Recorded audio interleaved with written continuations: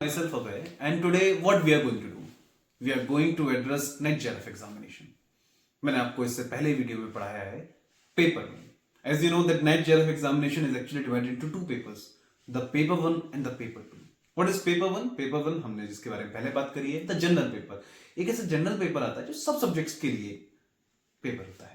फिर paper two के बारे में बात करें, एक कोई भी पर्टिकुलर पेपर हो सकता है, आइदर वो इंग्लिश हो सकता है, हिस्ट्री हो सकता है, पॉलिटिकल हो सकता है, इकोनॉमिक्स हो सकता है, वट एवर जो भी आपने अपने बैचलर्स या मास्टर में पढ़ा हो.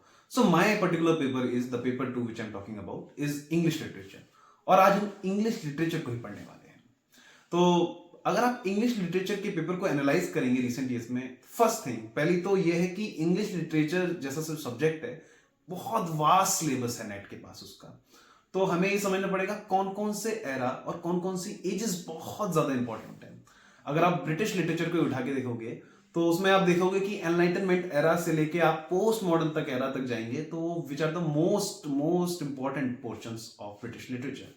उसके अलावा भी बहुत सारे पोर्शंस हैं इंग्लिश लिटरेचर के अंदर, लेकिन ब्रिटिश लिटरेचर के अंदर फिलहाल एनलाइटनमेंट एरा से लेके पोस्ट मॉडर्न एरा तक काफी इस चंक में से काफी क्वेश्चंस पूछे जा रहे हैं. तो आज हम क्या डिस्कस करने जा रहे हैं? आज हम एक विक्टोरियन राइटर चार्ल्स डिकेंस को डिस्कस करने जा रहे हैं और उनका एक बहुत फेमस वर्क. आई मीन अगर आप पीवाईक्यूज लगाते हैं तो आप इस चीज को एनालाइज करेंगे, इस चीज को देखेंगे लगातार कि ग्रेट एक्सपेक्टेशन इस वर्क से लगातार क्वेश्चंस रिपीट हो रहे हैं. उसके पब्लिशिंग ईयर से, उसके कैरेक्टर से. लाइक अगर मैं ग्रेट एक्सपेक्टेशन जब भी मेरे माइंड में चलता है, एक क्वेश्चन तो बिल्कुल साफ साफ मेरे माइंड में आ जाता है अबाउट पंबलचुक द कैरेक्टर, कि पंबलचुक कैरेक्टर किसमें अपीयर हुआ. Great Expectations. सो लगातार हर ईयर में एक ना एक, दो ना दो, कहीं कुछ ना कुछ क्वेश्चंस बनते जरूर हैं ग्रेट एक्सपेक्टेशन से. तो let's talk about it. So before starting this work मैं पहले आपको ये बताना चाहूंगा कि आपको किस तरह से नोट्स बनाने चाहिए. Just an advice. देखिए, हम ग्रेट एक्सपेक्टेशंस के बारे में बात करने जा रहे हैं, जो कि चार्ल्स डिकेंस, जो कि एक विक्टोरियन राइटर है, उनका वर्क है. उसमें अगर आप देखेंगे, आप जब भी किसी वर्क को शुरू करें, पहले हम इसकी सेटिंग देख लेंगे, क्या इसमें कुछ ऑटोबायोग्राफिकल एलिमेंट्स है उसके बारे में बात करेंगे, किस पॉइंट ऑफ व्यू से लिखा गया है वर्क. ये जो पॉइंट्स हैं, इसमें लिखा हुआ है कि first person point of view से वर्क लिखा हुआ है. इसकी सेटिंग है कैंट और लंदन. इसके अंदर कुछ ऑटोबायोग्राफिकल एलिमेंट्स हैं और ये विक्टोरियन एज का वर्क है. ये तो खैर बेसिक सी बात है. राइटर चार्ल्स डिकेंस है, ये भी हमको पता है. ये जो इस तरह के कुछ की पॉइंट्स होते हैं, जब भी आप अपने नोट्स बनाने बैठे, सबसे पहले उन्हें बिल्कुल at the head of your page उन चीजों को मेंशन करें. क्योंकि जब भी आप उन्हें रिवाइज करते हैं और अगर आपने कहीं बीच पेज पे लिख रखी है ये इस तरह की डिटेल्स, तो मैं आपको बिल्कुल श्योरिटी दे सकता हूं कि मोस्ट ऑफ द टाइम आपकी निगाहें से चूकने वाला है वो. मतलब आप उस पर नहीं देंगे ज्यादा ध्यान, वो इग्नोर ही होता जाएगा. तो before writing summary, before starting characterization, हमें क्या करना है? सबसे पहले ऐसे कुछ की पॉइंट्स को अपनी नोटबुक में बिल्कुल हेड और at the top of the page हमें नोट डाउन कर लेना है. I hope you get my point and let's move towards the key points. क्या क्या की पॉइंट्स हैं हम उन्हें देखते हैं. देखिए, the name of the work is great expectation and the key point is here is that 1861 is the publishing year. Publishing year इतने इंपॉर्टेंट की पॉइंट्स हैं, आपको जरूर याद रखनी है. देखिए, इस टाइम पर इंग्लिश लिटरेचर में ब्रिटिश लिटरेचर वाले पोर्शन से मैक्सिमम क्वेश्चन पब्लिशिंग ईयर से रिलेटेड आते हैं. Okay, now writers Charles Dickens. Okay, now POV point of view क्या है इसको लिखने का? तो द फर्स्ट पर्सन में. ठीक है, ऑटोबायोग्राफिकल एलिमेंट्स, कुछ ना कुछ ऑटोबायोग्राफिकल एलिमेंट डिकेंस ने अपनी लाइफ से कुछ एलिमेंट्स यहाँ पे रिवील करे हैं. देन सेटिंग क्या है? कैंट और लंदन. जो हमारे पास जो मेन कैरेक्टर है, हमारा जो प्रोटैगनिस्ट है, वो मूव करता रहता है, कभी कैंट कभी लंदन, तो ऐसे ऑन ऑफ होता रहता है. एंड देन एज जो है विक्टोरियन एरा है, विक्टोरियन एज है. And the genre which is very important. देखिए, setting was very important. Kent London ऐसा नहीं बस पढ़ा और मूव कर गए, you should write it. This is very important. कई बार क्वेश्चन इस तरह से आते हैं कि ग्रेट एक्सपेक्टेशंस की सेटिंग क्या है, तो कैंट और लंदन, जो settings is very important. Then genre is bildungsroman. बहुत सारे बच्चों के मन में एक क्वेश्चन है कि what is bildungsroman, what is coming of age novel, क्या होता है ये? तो बिल्किंसट्रोमन में क्या होता है? बिल्किंसट्रोमन में दिखाया जाता है कि एक बच्चा है, चाइल्डहुड से उसकी यूथ तक की जर्नी किस तरह से उसने अपनी लाइफ में एक्सपीरियंसेस, उसकी जर्नी की एक्सपीरियंसेस के थ्रू उसकी सोसाइटी किस तरह से बदली, उसकी सोसाइटी में लोगों का नजरिया किस तरह से बदला, और उसका खुद की मेंटल कंडीशन किस तरह से लोगों के प्रति बदली, वो क्या एक्सपेक्टेशंस रखता था, क्या रियलिटी उसको हिट हुई। ये जो सारे एक्सपीरियंसेस हैं एक जर्नी के दौरान, ये कहलाता है बिल्किंस रोमन या फिर coming of age novel. Okay, so these are the key points of Great Expectations. इसके बाद हम कैरेक्टर्स की तरफ मूव करेंगे। देखिए, मैं जो भी पढ़ाऊंगा इसी तरह से पिन पॉइंट वर्क्स होंगे। हर एक चीज की कैटेगरी होगी। पहले हमने कुछ ऐसे की पॉइंट्स को डिस्कस कर लिया, इसके बाद we will move towards the characters, उनके कैरेक्टराइजेशन को डिस्कस करेंगे। What are their weaknesses, what are their strengths and how they are going to suffer, what is their journey, उनके कैरेक्टर्स को डिस्कस करेंगे। देन जब हम कुछ कुछ कैरेक्टर्स को डिस्कस कर लेंगे, तब हम कुल मिलाकर एक समरी सेटअप करेंगे, जिससे कि एक वाइड आइडिया हो और एक डीप आइडिया हो आपको पूरी समरी का, और इजीली आप उस वर्क को ना भूलें। So these are the key points and let's move towards the characterisation. So अभी हम लोगों ने कुछ की पॉइंट्स को कवर किया। Now we have move towards its characters. इस वर्क को पढ़ने से पहले या इसके कैरेक्टर्स से मूव करने से पहले मैं आपको एक इंसाइट देना चाहूंगा, एंड दैट इंसाइट इज कि शायद आपने फितूर नाम सुना होगा। देखिए, फितूर एक बॉलीवुड मूवी है, आदित्य रॉय कपूर, कैटरीना कैफ की। वो जो स्टोरी है, वो जो मूवी है, वो पूरी एडेप्टेशन है ग्रेट एक्सपेक्टेशंस की। आज हम वही पढ़ने जा रहे हैं। चलिए हम कैरेक्टर की तरफ चलते हैं। प्रोटैगनिस्ट यानी कि जो इसमें मेन हीरो है, जो मेन कैरेक्टर है, दैट इज फिलिप प्रिप। हम इसको इस वर्क में हमें जानने को मिलता है पिप के नाम से, जो कि ऑर्फन है एक। तो कौन है हमारा मेन कैरेक्टर? फिलिप प्रिप, जिसे हम किस नाम से जानते हैं? पिप के नाम से जानते हैं, जो कि ऑर्फन है और अपने दीदी और अपने जीजाजी के साथ वो रहता है। देखते हैं कौन दीदी है कौन जीजाजी है। देखिए, मिसेस ग्रेगरी उसकी पिप की सिस्टर है, और नेचर वाइज कैसी है? मैंने बोला था ना, हर एक कैरेक्टर का हम नेचर जरूर डिस्कस करेंगे। Nature wise she is very strict, बहुत एंगर, बहुत गुस्से में रहती हैं वो। एंड जो ग्रेगरी, जो उनके जीजा जी हैं भाई साहब, brother in law, he is like saint, बहुत ही प्यारे आदमी, बहुत ही अच्छे आदमी, जो हमेशा पिप को सपोर्ट करते हैं, पिप के लिए खड़े रहते हैं हर मोमेंट पे, from starting to the novel to the end of the novel, हर मोमेंट पे वो उसकी हेल्प ही करते रहते हैं। तो जो ग्रेगरी बहुत ही अच्छे उसके जीजाजी हैं, उनके साथ वो रहते हैं। तो पिप किस किसके साथ रहता है? पिप इज लिविंग विद हिज जीजाजी और उसकी सिस्टर, जो ग्रेगरी और मिसेस ग्रेगरी। आई होप ये चीज हमें क्लियर होती है यहाँ पे। अब हम देखते हैं अंकल पंबलचुक। अंकल पंबलचुक पिप के एक अंकल हैं, जो कि पिप को इंट्रोड्यूस कराते हैं लेडी हैविशम से। अब कौन लेडी हैविशम है, क्या करती हैं वो, उनसे हम आगे चल के देखेंगे। पर अंकल पंबलचुक एक माइनर कैरेक्टर है। चार्ल्स डिकेंस का एक बहुत पॉपुलर वर्क है ग्रेट एक्सपेक्टेशन, यानी कि उनका मेजर वर्क है। मेजर वर्क का माइनर कैरेक्टर अंकल पंबलचुक, और यहां से हमारे पास नेट में क्वेश्चन है। तो मेजर वर्क का माइनर कैरेक्टर भी हमें जरूर याद रहना चाहिए, क्योंकि वहां से क्वेश्चंस निकल कर आते हैं, इसलिए please remember it. And then हमारे पास एक बिडी कैरेक्टर है, BIDDY, बिडी। बिडी एक कैरेक्टर है। अगर आपने रांझना मूवी देखी होगी तो विद्या के बारे में आप जानते होंगे। विद्या वो लड़की थी जो कुंदन से प्यार करती थी बहुत ज्यादा, पर कुंदन उस चीज को कभी समझ ही नहीं पाया। बिडी का कैरेक्टर भी यहाँ पे थोड़ा थोड़ा वैसा सा ही है। देखिए, बिडी भी एक ऑर्फन लड़की है, और जो कि पिप की इसमें फ्रेंड है, और उनके घर पे जब मिसेस ग्रेगरी नहीं रहती हैं, तो वो जो ग्रेगरी के साथ चल के शादी कर लेती हैं और उनका ख्याल रखने लगती हैं। तो फिलहाल बिडी के बारे में अगर बात करें तो वो एक ऑर्फन लड़की है, और वो पिप को एजुकेट करती है, और बहुत क्रिटिकल है पिप के। जब भी पिप छोटा बच्चा है, वो नॉनसेंस चीजें करता है, कई बार वो जिद करने लगता है, कई बार वो गलत डिसीजन लेने लगता है, एटीट्यूड दिखाने लगता है, रुतबा दिखाने लगता है, अहंकार आने लगता है उसके मन के अंदर। तो जब भी ऐसी चीजों से पिप गुजरता है, वो उसे करेक्ट करती है, उसे क्रिटिकली वो उसे कहती है कि ये जो तुम कर रहे हो, या फिर ये जिस तरह का एटीट्यूड जो है वो गलत है। तो उसके लिए क्रिटिकल है, वो सही उसे डायरेक्शन दिखाती है हमेशा, और वो मन ही मन उसे पसंद भी करती है। तो बिडी के बारे में हमने समझा। इसमें एक कैरेक्टर और है, एक माइनर कैरेक्टर है ये भी, ऑर्लिक। ऑर्लिक क्या है? बेसिकली एक झगड़ा हो जाता है, जहां पे ऑर्लिक अटैक कर देता है मिसेस ग्रेगरी को, और उसके बाद मिसेस ग्रेगरी के सर पे एक फैटल ब्लो, एक बड़ा सा निशान, मतलब सर पर फट जाता है, उनका बड़ा सा निशान पड़ जाता है उनके सर पे, और फिर कुछ टाइम बाद उनकी डेथ हो जाती है। इस तरह का हमने अभी देखा। अभी देखिए क्या क्या कैरेक्टर्स देखे, थोड़ा सा समराइज करते हैं इस चीज को। पिप मेन कैरेक्टर, किसके साथ रहता है? He is orphan. किसके साथ रहता है? अपनी दीदी जीजा जी के साथ। दीदी कैसी है? बहुत गुस्से वाली। क्या नाम है उनका? Mrs Gregory, sorry, Mrs Gregory.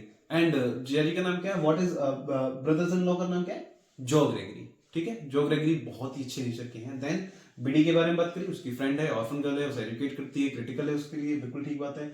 ऑल्डिक ने अटैक किया था। अंकल पम्बरचू के दूर के अंकल हैं जो कि उन्हें इंट्रोड्यूस करेंगे किसी लेडी हैविशम से, वो हम सब देखेंगे।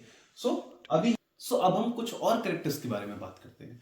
देखिए कैरेक्टर है हमारे पास एबल मैगविच। ये भी बहुत इंपॉर्टेंट कैरेक्टर है, इसका भी बहुत बड़ा रोल है इस नॉवल के अंदर। Who is able Magwitch? कौन है एबल मैगविच और क्या करता है? तो ही इज अ कन्विक्ट और उसकी मुलाकात होती है पिप से। देखिए किस तरह से मुलाकात होती है उसकी पिप से, वो हम समझते हैं। पिप तो एक छोटा सा बच्चा है, एक मुजरिम की किस तरह से उससे मुलाकात हो गई, वो यहाँ पे बहुत इंटरेस्टिंग स्टोरी है।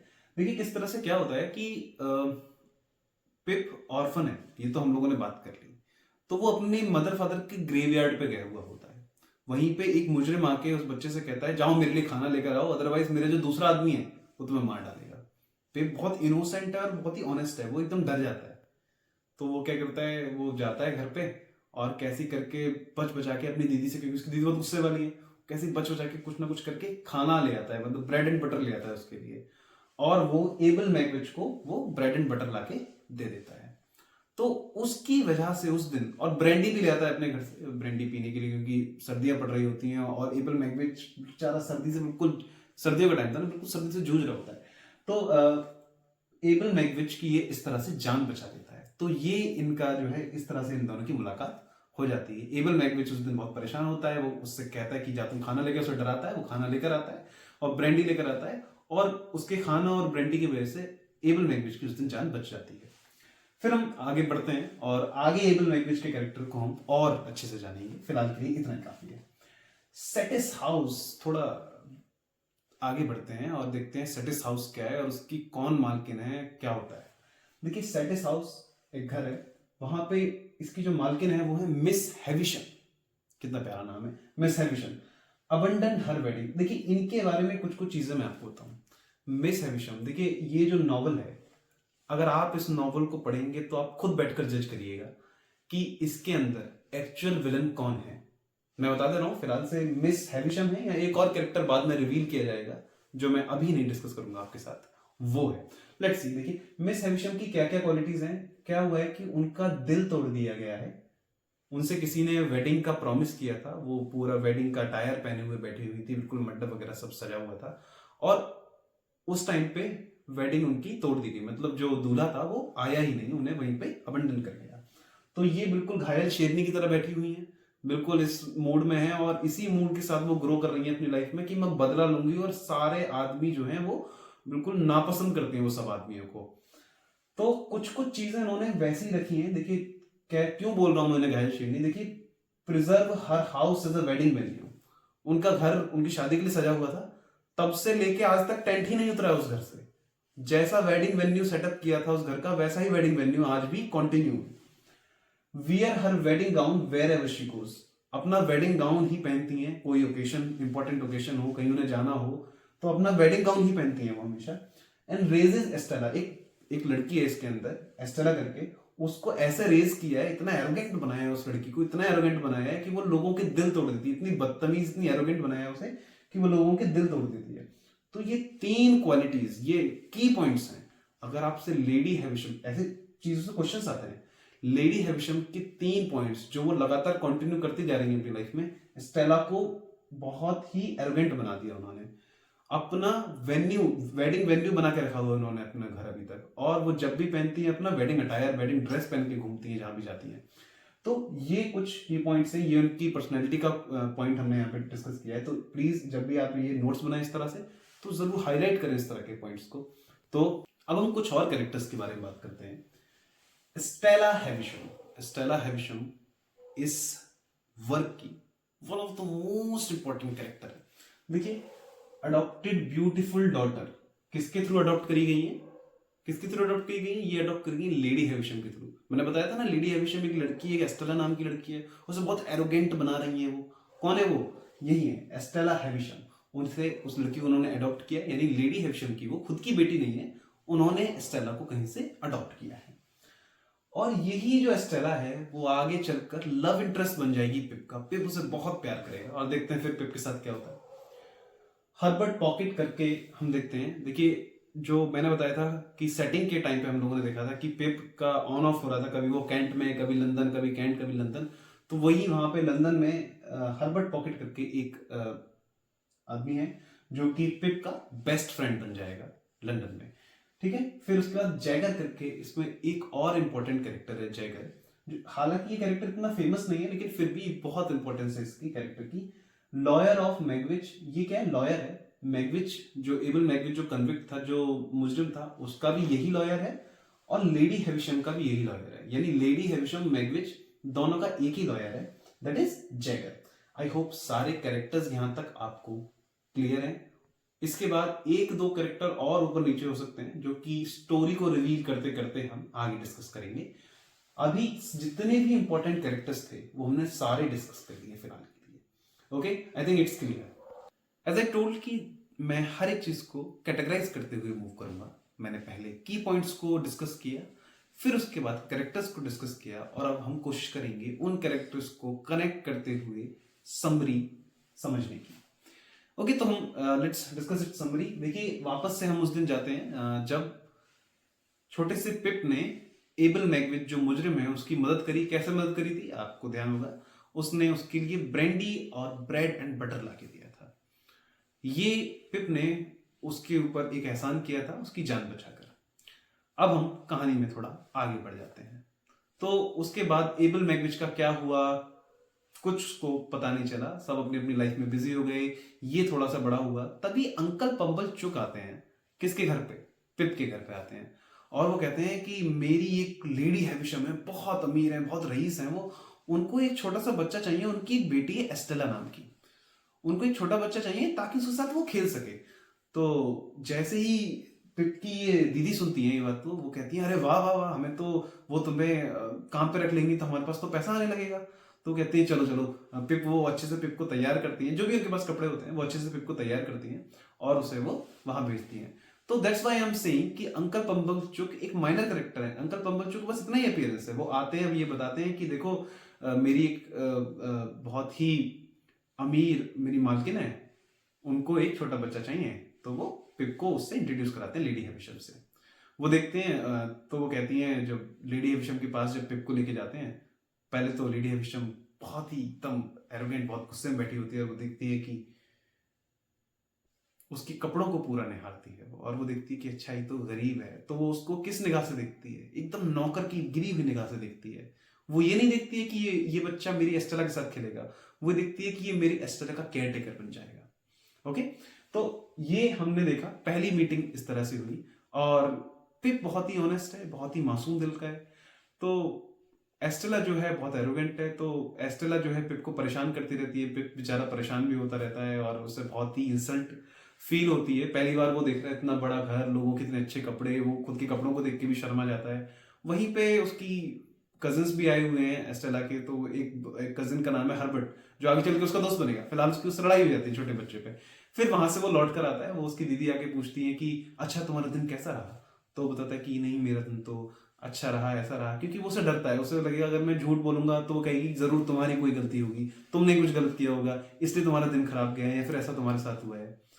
लेकिन वो अपने जो उसके ब्रदर इन लॉ है उनको सब सच बताता है कि वहां पे जो एस्टेला है ना वो अच्छी नहीं है, वो बहुत एरोगेंट है, वो मुझे बहुत परेशान करती है। और उसका कजिन कोई हर्बर्ट नाम का कजिन है, मेरी तो उससे लड़ाई हो गई थी।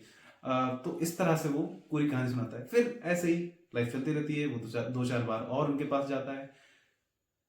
जब भी वो उनके पास जाता है तो लेडी हैविशम उससे बात करती है। लेडी हैविशम उसे बताती है कि मेरी जो एस्टेला है वो देखो कितनी खूबसूरत है, कितनी सुंदर लड़की है वो।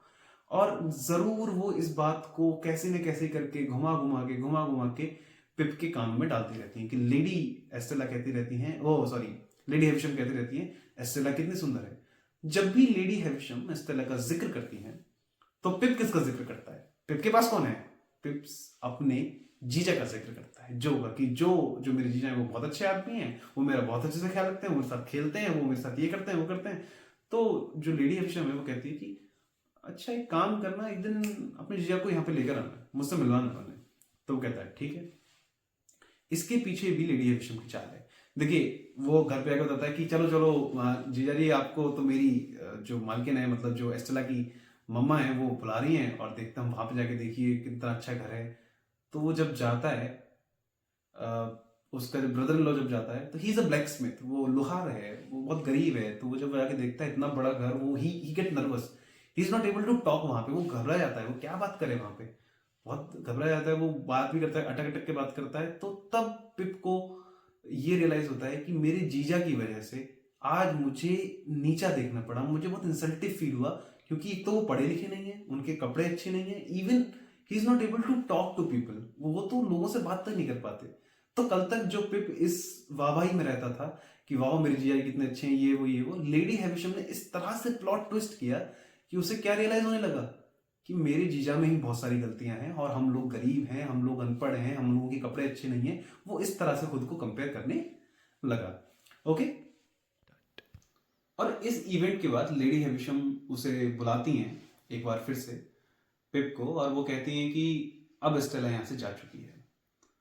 ये बात कहीं ना कहीं पिप के जहन में रह जाती है। पिप लगातार सोचता रहता है कि मुझ में और एस्टेला में एक दूरी है, एक सोशल स्टेटस की दूरी है, जिसकी वजह से शायद वो यहाँ से चली गई है। मैं उसे कभी भी, उसे डिजर्व नहीं करता, क्योंकि मैं उतना अच्छा नहीं हूँ, मैं उतने अच्छे कपड़े नहीं पहनता, मैं उतना अच्छा वेल एजुकेटेड नहीं हूँ, मुझे उतनी अच्छी तरह से बात नहीं करना आता लोगों से। तो वो कोशिश करता है कि वो अपनी पढ़ाई पर खूब अच्छे से ध्यान दे सके और वो किसी दिन बहुत अमीर बन जाए। वो ये सब चीज़ें अपने माइंड में सोचता है और अपनी पढ़ाई की ओर रुख करता है। तभी उसके पास एक ऑफर आता है।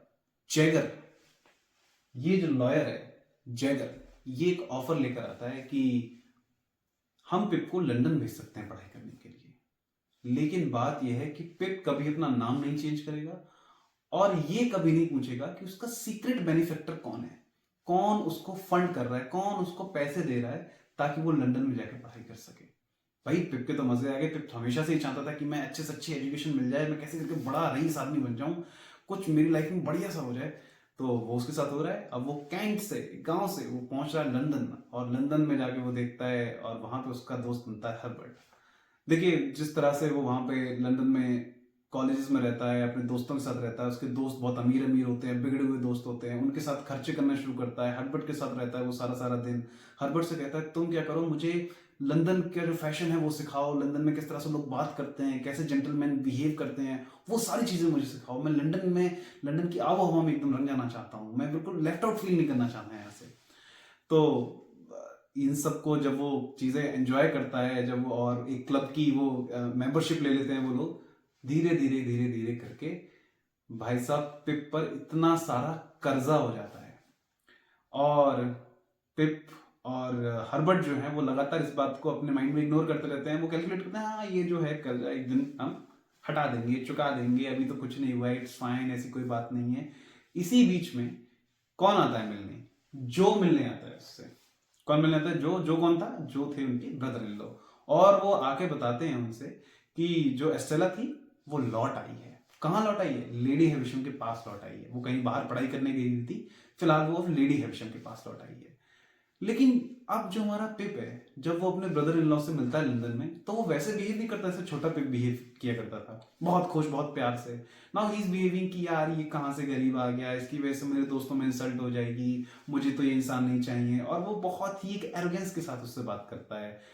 लेकिन जो अच्छा आदमी है वो कहता है ठीक है, मैं तो बस इतना ही बताने आया था, तुम मुझे गलत मत समझो, मैं तुम्हें इंसल्ट नहीं करने आया, मैं बस इतना कहने आया था कि एस्टेला वहां पे लौट चुकी है। और जो ये बात कह के वहां से लौट जाता है। और पिप को इतनी सी भी शर्म नहीं आती। पिप इतना एरोगेंट हो गया है। पिप कैसा था? बिल्कुल ऑनेस्ट, हर एक इंसान की मदद करता था। इवन उसे अपना खाना तक छोड़ना पड़ा था, उसने एबल मैग्विच की मदद करी थी, जो उस मुजरिम की मदद करी। Now what kind of person he has become now. वो अपनी जीजा को ही इंसल्ट कर दे रहा है और he is not realizing it. तो उसे ये रियलाइजेशन ही नहीं हो रहा है कि मैं क्या गलत करता जा रहा हूँ अपनी लाइफ में। वो वापस से जाता है, जैसे वो सुनता है कि एस्टेला लौट आई है, वापस से कैंट जाता है, मिलने जाता है। और वो किसके पास जाता है? जो के पास जाता नहीं, अपने ना दीदी के पास जाता, ना जिया जी के पास जाता है, वो सिर्फ लेडी हैविशम के पास जाता है और एस्टेला से मिलके आ जाता है। लेडी हैविशम उसे बताती है कि हम भी एस्टेला को लंदन भेज रहे हैं, वहां पे ही रहेगी, वहां पे कुछ और पढ़ाइयाँ करेगी। तो ये बात सुनकर तो बहुत खुश हो जाता है। वो जाता है लंदन में, वो एस्टेला के आसपास घूम रहा होता है और वो सोच रहा होता है कि शायद एस्टेला भी मुझसे प्यार करती है। पर एस्टेला के पास तो दिल ही नहीं है, क्योंकि उसको ग्रो इस तरह से किया गया है। लेडी हेविशम ने उसे ऐसा पत्थर दिल बनाया है कि वो पिप कुछ भी कर ले, वो उससे फ्रेंड से ऊपर कुछ सोचती नहीं है, और इस वजह से पिप बहुत हर्ट हर्ट फील करता है, लगातार हर्ट फील करता है। और फिर एक दिन जो है पता चलता है कि जो हमारी एस्टेला है उसकी शादी होने जा रही है बेंटली ड्रमल नाम के एक आदमी से, और ये बात सुन के ही गॉट वेरी हर्ट। तभी एक दिन क्या होता है, उसे ये पता चलता है कि जो मेरा जो सीक्रेट बेनिफैक्टर है एबल मैगविच उससे मिलने आता है, पिप से मिलने आता है। वो कहता है तुम्हें पता है कि तुम्हारा ये सब पढ़ाई का खर्चा कौन कर रहा है? अभी तक पिप को ये लग रहा था कि मेरी जितनी भी पढ़ाई है, मेरे जितना भी ऐशो आराम है, मेरे जो भी लंदन आना हुआ है, वो सिर्फ लेडी हैविशम की वजह से हुआ है, क्योंकि लेडी हैविशम मुझे चाहती है और वो चाहती है कि मैं एस्टेला के साथ रहूं, और वो ही मेरा सारा का सारा खर्चा कर रही है। लेकिन आज उसे सच्चाई का पता चलता है कि मेरे कौन खर्चा उठा रहा है। एबल मैगविच, वही आदमी जिसने क्या किया था, पिप ने जिसको खाना खिलाया था, उसके बदले वो पिप को एजुकेट कर रहा है आज, क्योंकि वो उस चीज का एहसान लेके घूम रहा था अपने सर पे, तो वो पिप को एजुकेट कर रहा है। पिप इस बात को सुन के एकदम दंग रह जाता है। वो कहता है कि इस आदमी के भरोसे में लंदन आ गया, अपनी दीदी को, जीजाजी को छोड़ के, मुझे पता भी नहीं कौन मुझे पैसे लगा रहा है, मैं पूरे परिवार को छोड़ के इस आदमी के चक्कर में आ गया यहाँ पे। ये मुजरिम है, वो उसको समझ ही नहीं पा रहा, वो मुझे उसकी पूरी दुनिया घूम गई है। वो लगता था लेडी हेविशम कर रही है अभी तक खर्चा सारा का सारा, वो मुझे करना चाहती है, और एस्टेला तो उसके यहाँ से जा रही है, उसकी किसी और से शादी हो रही है। लेकिन अब एबल मैगविच कहता है कि मैंने बड़ी मुश्किल से, बड़ी मुशक्कत से तुम्हारे लिए पढ़ाई का खर्चा उठाया है, मुझे यहाँ से कैसे ही करके निकालो, मेरे पास तो वीजा भी नहीं है, मैं कैसे छुप छुपाता हुआ आया हूँ यहाँ से। इस चीज को वो रियलाइज करता है, वो बैठता है, वो एक दो दिन इस तरह से चीजें चलती हैं, फिर वो कहता है कि ठीक है मैं तुम्हें यहाँ से निकाल लूंगा। वो हर्बर्ट अपने फ्रेंड से बात करता है, और वो कैसे करके उसे लंदन से निकालने के लिए जा ही रहता है। इतनी देर में पुलिस आती है, एबल मैगविच को पकड़ लेती है। कौन पकड़वाता है? कॉम्पिसन पकड़वाता है। अब कॉम्पिसन के बारे में हम थोड़ी चीज समझते हैं। देखिए, कॉम्पिसन एक बहुत इंपॉर्टेंट कैरेक्टर था, मैंने अभी तक छुपा के रखा था। क्यों? लेडी हैविशम की शादी टूटी थी, कौन दूल्हा था? कॉम्पिसन दूल्हा था। किसको फंस अब एबल मैगविच को, इस ये जो पूरे जुर्म में एबल मैगविच घिरा हुआ है, वो किसकी वजह से घिरा हुआ है? कॉम्पिसन की वजह से घिरा हुआ है। एस्टेला किसकी बेटी है? एबल मैगविच की बेटी है एस्टेला। और फिर जब पुलिस एबल मैगविच को पकड़ लेती है, कॉम्पिसन वहां पे मारा जाता है, एबल मैगविच को पकड़ लेती है पुलिस, वो जेल में जाता है। एबल मैगविच बहुत, उसकी तबीयत खराब रहने लगती है धीरे धीरे करके, और एबल मैगविच की वहां पे डेथ हो जाती है। अब एबल मैगविच जो सीक्रेट बेनिफैक्टर था वो भी नहीं रहा, पिप के ऊपर सर पे इतना कर्जा है, उसकी भी डेथ हो चुकी है। पिप कहीं ना कहीं अब एबल मैगविच के बारे में भी बहुत फीलिंग्स रखता था कि वो कितना अच्छा आदमी था, इतना खराब क्रिमिनल बैकग्राउंड होने के बाद भी ही चूज टू हेल्प मी, उसने इतनी मेहनत करके मेरी हेल्प करने की कोशिश करी। अब उसे रियलाइज हो रहा है कि उसने अपनी जीजा जी के साथ क्या किया, उसने अपनी दीदी के साथ क्या किया। उसे बीच में खबर मिलती है कि उसकी दीदी नहीं है। वो बीड़ी के पास जाता है लौटकर, वो कहता है कि अब मैं चाहूंगा तो मैं बीड़ी से शादी कर दूंगा। वो वापस लौट के जाता है तो वो देखता है कि बीड़ी ने शादी कर ली है, क्योंकि उसकी दीदी नहीं रही, तो बीड़ी और जो उसकी जो ब्रदर इन लॉ है उनकी शादी हो चुकी है। वो कहता है कि मुझसे मुझे मुझे माफ कर दो, मुझसे गलती हो गई, मैं तुम्हें कभी समझ ही नहीं पाया कि तुम मुझसे कितना प्यार करती थी। उसने बोला जो भी है, जो पिप तुमने जो भी किया वो गलत किया, तुम बहुत एक एरोगेंस में रह रहे थे। ऐसे ही 11 साल गुजर जाती हैं, पिप खूब पैसा कमाता है, और कैसे ही पैसा कमा के इतना भी कर्जा होता है वो सब उतार देता है। फिर एक दिन वो कैंट आता है लौटकर। इसी कैंट के बीच में पता चलता है कि जो एस्टेला है वो अपने घर पे बैठी हुई है, पिप ऐसे ही घूम रहा होता है, वो उस जगह पे पहुंच जाता है, सेटिस हाउस पहुंच जाता है, और उसे पता चलता है कि जो एस्टेला है उसका पति जो बेंटली ड्रमल था, वो किसी घुड़सवारी करते हुए उसकी डेथ हो गई। अब वो बैचलर है, मतलब अब वो विडो है बेसिकली, उसके पास हस्बैंड नहीं है, वो एक विडो है। तो वो क्या करता है, तो वो उससे पूछती है, अब कहीं ना कहीं इतने सारे एक्सपीरियंसेस उसने लाइफ के झेले हैं, वो ये चीज को समझ चुकी है, वो इस चीज को समझ चुकी है कि जिस तरह से मुझे लेडी हैविशम ने ग्रो किया है वो एक गलत कंडीशनिंग है, वो एक गलत तरह से मुझे पेरेंटिंग दी गई है, वो भी चीज को समझ चुकी है। और फिर वो एंड में क्या करती है, वो पिप को एक्सेप्ट करती है। और इस कहानी को हमें इस तरह से दिखाया गया है कि पिप और एस्टेला एक दूसरे के हाथों में हाथ पकड़ते हुए गार्डन में वॉक करते हुए जा रहे हैं, और सूरज की हल्की धीमी धीमी धूप उनके ऊपर पड़ रही है, और ये कहानी एंड हो जाती है। इसी के साथ साथ हमने ये देखा कि जो चीजें जिस तरह से रिवील होती हैं, वो एबल मैगविच को बता देता है कि एस्टेला तुम्हारी बेटी है, वो जिंदा है, और लेडी हैविशम एंड में बहुत रिग्रेट करती हैं, वो आग से झुलस जाती हैं, और फिर वो भी, उनकी भी डेथ हो जाती है, और इस तरह से कहानी पूरी एंड हो जाती है। अब समरी हमारे पास एंड हो गई, कैरेक्टर्स की बात हम लोगों ने कर ली, की पॉइंट्स की बात हम लोगों ने कर ली, लेकिन इसके बाद भी कुछ रह गया क्या? जी हाँ, इसके बाद भी कुछ रह गया। थॉमस कार्लाइल एक राइटर हुए। थॉमस कार्लाइल ने क्या बोला जब उन्होंने पूरे इस वर्क को पढ़ा? तो इस वर्क के बारे में उन्होंने कुछ बोला, उन्होंने बोला पिप नॉनसेंस। इस तरह के क्वेश्चंस भी हमसे पूछे जाते हैं, ये क्वेश्चन भी नेट में हमने देखा है कि पिप नॉनसेंस किसने बोला? That is said by Thomas Carlyle for which work? Great Expectation. So that is it. So that was the complete story of a great expectation. सारे की पॉइंट्स, सारी समरी, सारे कैरेक्टर्स। थॉमस कार्लाइल एक writer हैं, उन्होंने इस work के बारे में क्या कहा, हमने सारी चीज़ें अच्छे से कवर करी, पब्लिशिंग ईयर्स अच्छे से याद रखने हैं. So this is how we cover Great Expectations. Well, thank you so much. Myself Abhay Yadav, thank you so much.